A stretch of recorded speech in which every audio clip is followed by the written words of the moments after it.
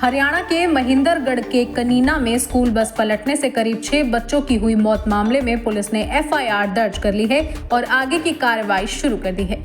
लेकिन इस घटना से लोगों में काफी रोष है और वो लोग स्कूल के खिलाफ कड़ी से कड़ी कार्रवाई करने की मांग कर रहे हैं।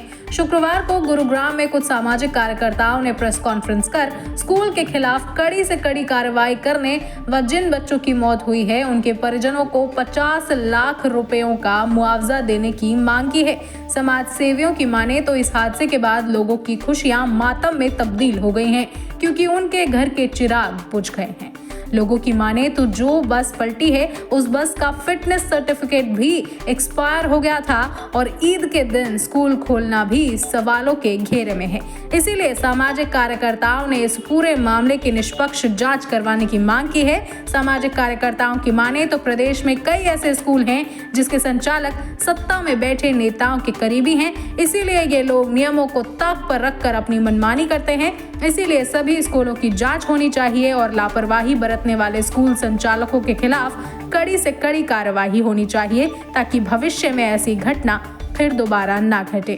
प्रेस कॉन्फ्रेंस विशेष रूप से तो जो कल कनीना में एक स्कूल बस का एक्सीडेंट हुआ है जिसमें 6-7 बच्चों की जान चली गई और लगभग 15 से 20 बच्चे घायल हैं, उनको लेकर ये प्रेस कॉन्फ्रेंस की गई थी। उनके प्रति संवेदनाएं व्यक्त की गई है और शासन और प्रशासन जिस तरह से लापरवाही बरत रहा है निजी स्कूलों के प्रति, जिस तरह से बस की फिटनेस नहीं थी, ड्राइवर ने शराब पी हुई थी, नियमों को ताक पर रखे ओवर स्पीड में चलाते हैं, इस तरह की घटनाओं की भविष्य में पुनरावृत्ति न हो, उसको रोकने के लिए हम आप मीडिया के माध्यम से इस सरकार से और प्रशासन से और विशेष तौर पर जो स्थानीय लीडरशिप है, चाहे सांसद हो चाहे विधायक हो, उनके कानों तक ये बात पहुंचाना चाहते हैं कि आप निजी स्कूलों से मिली भगत करके हमारे इस क्षेत्र के जो भविष्य है, जो बच्चे हैं, उनके जीवन से खिलवाड़ मत करो। पर कहने के लिए तो कुछ है ही नहीं, बचा ही नहीं।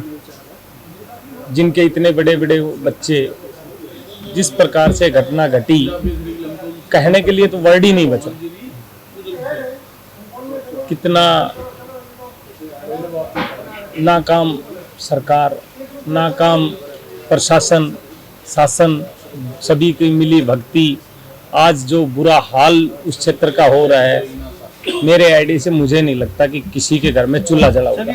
ये बड़े अवंडर करने से कोई वो नहीं। मैं तो कहता हूँ सरकार को सच्ची श्रद्धांजलि इन बच्चों को तब होगी जब इनको उचित मुआवजा और उस क्षेत्र, उससे पूरे प्रदेश में इन निजी स्कूलों पे ढंग से लगाम लगाई जाए। जब तक सच्ची श्रद्धांजलि इन बच्चों को होगी, हमारी तरफ से भावना श्रद्धांजलि।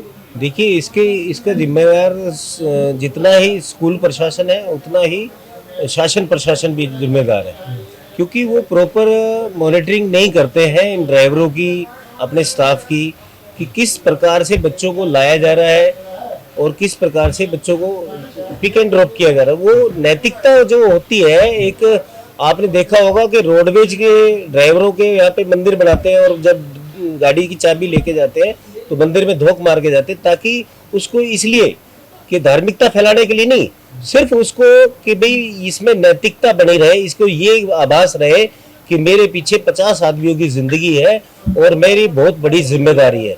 ना तो देखिए, इनके ड्राइवर जो है वो प्रॉपर ड्रेस में मिलेंगे, जूते भी नहीं पहन के रहते, चप्पलों में ही चले जाते हैं, ऐसे बटन खुले होते हैं और बीड़ी सिलगाए रखते हैं। पता नहीं, शराब तो पीने का ये मामला है ही है, शराब तो मोस्टली पीते। मैं कहता हूँ ड्राई नशा भी ये लोग करके गाड़ियां चलाते हैं। ये जनता के जो ये जनता से धोखा है, जो बच्चों की जिंदगी के साथ खिलवाड़ है। मैं कहता हूँ कि अभिभावकों को भी अवेयरनेस अपनानी पड़ेगी और इन स्कूलों से भी पूछना पड़ेगा आपके ड्राइवर कितने फिट है और कि आपकी गाड़ियां कितनी फिट है, क्या उनकी फिटनेस है। जिन गाड़ियों में हमारे बच्चों को ले जाए, क्या उसमें सहायक है, बसों के अंदर कोई गार्ड है जो हमारे बच्चों की सेफ्टी से उतार सके और उनको चला सके। आप देखेंगे कि बसों के मोस्टली बसों की फिटनेस जो है ना वो आउट ऑफ फिटनेस है और इनके साइड, एक साइड का शीशा हो सकता है, दूसरी साइड का शीशा। अधिकांश बसों में फायर के जो इंस्ट्रूमेंट होते हैं वो भी नहीं है। सरकार को नियमावली तय करनी पड़ेगी, नीचे से ऊपर तक पूरे सिस्टम को आज चेंज करने की आवश्यकता है।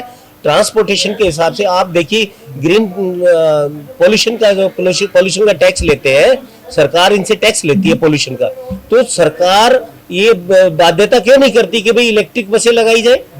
ट्रेंड ड्राइवरों की जो ये रिटायर्ड होते हैं, रोडवेज के रिटायर्ड है, या जो पहले वीआरएस लेके आ जाते हैं, उन ड्राइवरों को या और जो ट्रेनिंग दे करके ऐसी व्यवस्था की जाए कि उन ड्राइवरों को रखा जाए। वहीं समाज सेवियों ने स्थानीय नेताओं पर भी निशाना साधते हुए कहा कि इतना बड़ा हादसा होने के बावजूद नेता केवल दुख जता रहे हैं, इसीलिए अब इन नेताओं को सत्ता से हटाना होगा और नया नेतृत्व खड़ा करना होगा। पिछले 75 सालों से यहाँ की राजनीति एक ही परिवार के इर्द गिर्द भटक रही है, इसीलिए अब नए लोगों को मौका देना चाहिए ताकि जनता का भला हो सके। बिल्कुल बदलना चाहिए, मैं तो उनको स्पष्ट रूप से कहता हूँ, बल्कि मीडिया लिखने में भी हिचकिचाता है।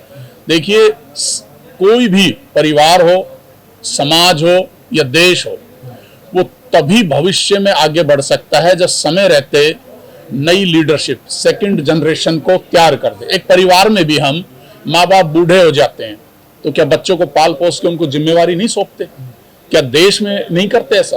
तो ऐसे ही पिछले 75 वर्षों से एक परिवार के इर्द गिर्द यहाँ की राजनीति घूम रही है, और सिर्फ उस राजनीति को इसलिए पोषित किया जा रहा है कि उन्होंने अपनी एक गिरोह बना लिया है। मैं उसको टीम नहीं कहूँगा, गिरोह बना लिया है, जो ये भ्रम पाल चुके हैं जनता के बीच कि अगर राव साहब नहीं है तो फिर कौन।